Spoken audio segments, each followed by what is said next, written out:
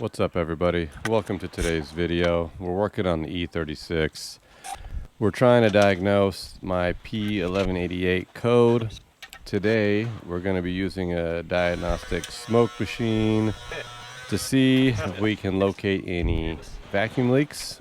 So we're just going to pop off the mass airflow sensor and locate the adapter piece right here to the intake elbow, so we can inject smoke into the system so we can identify a leak.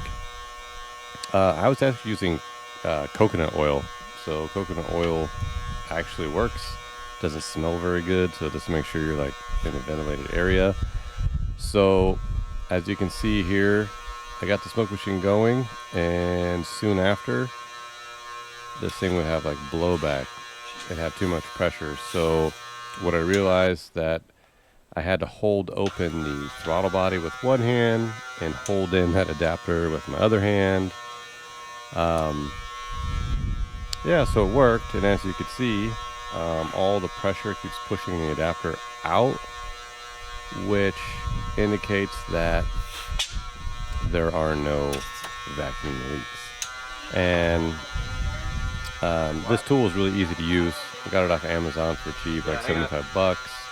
The only thing is you have to power it from a battery. It has like little mini jumper cables on it, so you have to back your car up or have a battery out to use this thing. I had 0 leaks, and it would just keep pushing this thing out. So I'm guessing that is no vacuum leaks, which is good news and bad news, because now that means if I'm still getting a fuel trim error, that could potentially mean now that I'm having problems with my fuel pressure regulator. And that kind of sucks, because I just did a bunch of work on the fuel system, and it sucks having to spill fuel everywhere. So I don't know if at this point do I want to just go without the stock fuel pressure regulator and get like an aftermarket fuel pressure regulator. But I've also seen a lot of horror stories about those and getting the pressure right and adjusting it, and, you know, kind of chasing around on that. Yeah, so now it really comes down to that, the fuel pressure regulator, because I did the fuel filter and all that stuff is in good working order.